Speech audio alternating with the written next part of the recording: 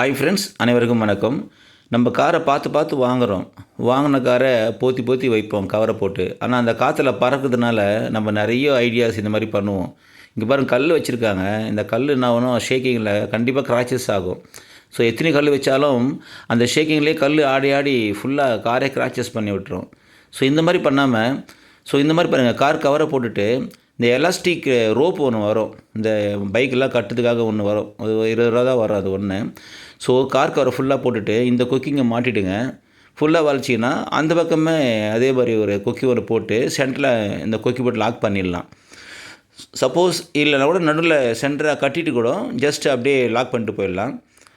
இது பாருங்கள், வேறு ஐடியா.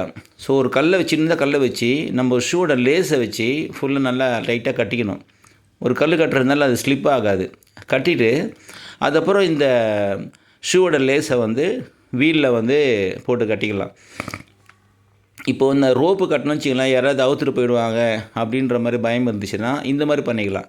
இது கொஞ்சம் டைம் ஆகும் தான். நம்ம இதுக்குன்னு நம்ம டெய்லி எடுக்கிற மாதிரி இருந்தால் இது பண்ண தேவையில்லை. ஸோ ஒரு 1 வீக்லி ஒன்ஸ் எடுக்கிற மாதிரி இருந்தால் இந்த மாதிரி பண்ணிக்கலாம். இந்த மாதிரி கட்டுறதுனால கண்டிப்பாக எவ்வளோ காற்று வச்சாலும் அந்த கார் கவர் பறக்காது. ஸோ சேஃபாக இருக்கும்.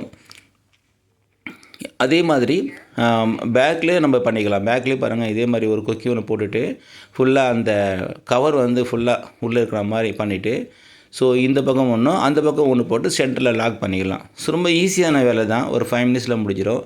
ஸோ இந்த ஐடியா யூஸ் பண்ணுங்கள். All the best. தேங்க்யூ.